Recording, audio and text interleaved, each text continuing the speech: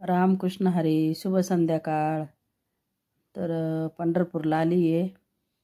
7 दिवसाचा कार्यक्रम आहे पंढरपूरमध्ये. तुळशी महापूजाचा कार्यक्रम आहे.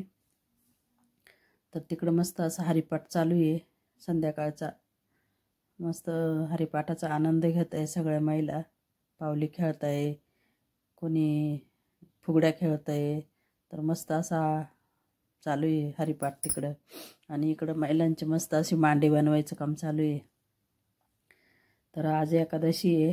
तर उद्या एकादशीच्या निमित्त म्हणजे एकादश सोडायला उद्यासाठी हे मांडे बनवत आहे सर्व महिला. तर असे मस्त मांडेचा कार्यक्रम चालू आहे इथं. मस्त असं हिळीमिळीने मांडे बनवत आहे एकादश सोडायला. तर सकाळी सकाळी कसं आहे, संध्याकाळीच बनवून ठेवू राहिले, कारण सकाळी सकाळी एवढं बनवणं शक्य नाही बरं का. कारण सकाळी सकाळी प्रत्येकाला कोणाला म्हणजे घाटावर आंघोळीला जायचं राहतं, कोणाचं काय, कोणाला दर्शनाला जायचं राहतं, कोणाचं काय. मग सकाळी एवढं एकत्र होणं सोपं नाही. तर संध्याकाळी कसं सगळे एकत्र झालेले असतात. मग तिकडं हरिपाठ बी चालू आणि इकडं मांडे पण चालू. तर मस्त आता संध्याकाळीच मस्त मांडे बनवून आणि ठेवून द्यायचे बाजूला. आता आज उपासाच आहे, त्याच्यामुळं काय खिचडी आचारी बनवतोय तिकडं. खिचडी बनवतोय, आमटी बनवतोय. त्याच्यामुळं तिकडं चालू आहे तो कार्यक्रम. आणि इकडं मांड्याचा पण कार्यक्रम चालू आहे मस्त असे. तर मस्त असे मांडे बनवत आहे महिला. तर आमची पंगत मांड्याचीच राहते सप्त्यामध्ये. आणि गावगावचे पण बरेचसे भाविक होते, त्यांनी पण पंक्ती दिल्या बरं का. त्यांच्या पण पंक्ती मस्त जेवणं होते. सप्ताह म्हणजे काय, सप्ताह म्हणजे एक आनंदाचे, खाण्याचा आनंद, गाण्याचा आनंद आणि पूजाचा आनंद, सगळं काही आनंदच राहतो तो एक. आपण एक तो घर सोडून बाहेरगावी गेलेलो असतो, तो फक्त आनंद घेण्यासाठी जायला असतो. कारण घरी काय आपल्याच्याने एवढा आनंद घेणं होत नाही संसारामध्ये. तर बाहेरगावचे पण लोक भरपूर पंक्ती देऊन गेले. असं मस्त मस्त जेवणं राहायचे. एका पंक्तीला गुलाबजाम होते, एका पंक्तीला जिलेबी होती मस्त अशी कडक कडक, एका पंक्तीला मस्त काजू बदामाचा शिरा होता, एका पंक्तीला मस्त दुधाची खीर होती, बासुंदी टाईप खीर होती. परत एका पंक्तीला असं मस्त हे होतं, काय होतं, श्रावण सोमवारचं मस्त असं फराळाचं होतं. केळी, साबुदाण्याची खिचडी, आमटी, राजगिऱ्याचे लाडू. परत एकादशीला पण तेच होतं सगळं. केळी, भगर आमटी, साबुदाणा आमटी. परत गोकुळाष्टमी आली ती मध्ये. तर गोकुळाष्टमीला पण सर्वांना उपवास होते. तर सगळ्यांना तेच साबुदाण्याची खिचडी, भगर आमटी, राजगिऱ्याचे लाडू, केळी. तर असे खूप भाविक अशी पंक्ती देतात बाहेरून आलेले. सगळं पंक्तीवरच चालतो 6 सप्ताह. तर ते आळंदीचे महाराज आहे, ते सप्ताह करून घेत्या. म्हणजे सप्ताह केल्यापेक्षा करून घेण्याला पण खूप महत्त्व राहतं. समजा आपण करू का घरी असं कार्यक्रम, नाही करू शकत आपण, आपल्या कामामध्ये एवढं वेळ आपण देऊ शकत नाही. तसे ते महाराज सगळ्यांना घेऊन जाता हिळीमिळीनी मस्त असे कार्यक्रम ठेवता. पूजा बिजा सगळं असं करून घेते आपल्याकडून व्यवस्थित. आणि आपल्याला एवढं म्हणजे पंढरपूरमध्ये एवढं 7 दिवस राहायला सोय भेटती. सगळं काही ते सोय ठेवत्या, ते सगळी सोय ठेवेल राहते त्यांनी आपलीवाली. आपल्याला कुठलाही काही कमी पडत नाही.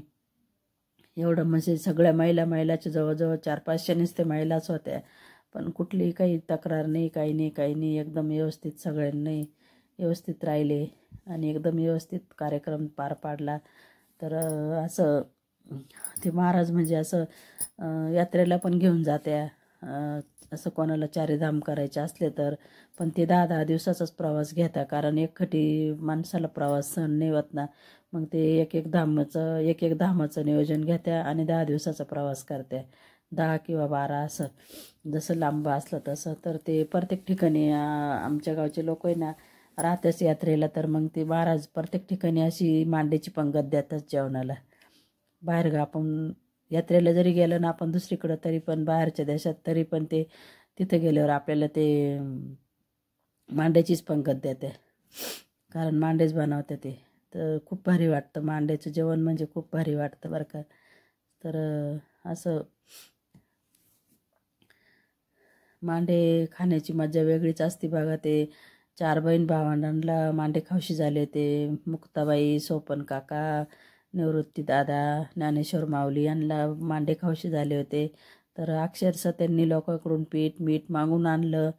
आणि ती छोटीशी मुक्ताबाई म्हणे, दादा आपण खापर घेऊन येऊ, कुंभाराकडे जाऊन आपण मांडे बनवू. तर ते कुंभाराकडे गेले खापर आणायला. तर कुंभाराने खापर गुपचीत दिलं, पण ते नंतर पुढं त्या लोकांनी पाहिलं, ते खापर पायाने फोडून टाकलं. आपण बघतोच असं टी व्हीवर इकडं तिकडं किंवा पोथी पुराण्यांमध्ये सांगितलेलंच आहे ते सगळं, ते सर्वांनाच माहिती आहे. पण मग एवढं त्यांना मांडे खायचे होते, तर त्यांना किती त्रास सहन करावा लागला. शेवटी त्यांनी मांडे करू दिले, नाही खाऊ दिले. तरी ते माऊलीनी काय सांगितलं का, बाई तुला मांडे करायचे तर तू कर, मुक्ता तू मांडे कर म्हणे. तर ती म्हणे, कसे करू मांडेला, तर हे नाही बा, खापर नाही आपल्याकडं, तू बनव म्हणे, मी बरोबर करून देतो म्हणे. तर अक्षरशः तिकडं मुक्ताने मांडा केला आणि इकडं माऊलीची त्या देवाची पाठ अशी लाल लाल झाली का त्याच्यावर त्या मुक्ताईनं मांडा भाजला. त्या मुक्ताईनं ते मांडे भाजून आणि ते त्यांनी 4 बहीण भावंडांनी खाल्ले.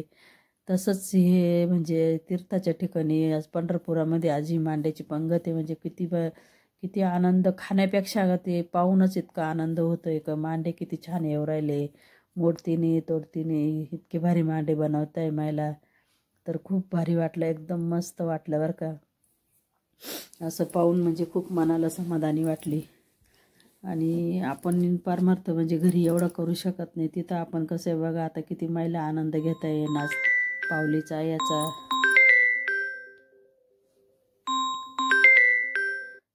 याचा किती महिला आनंद घेते, म्हणजे किती भारी.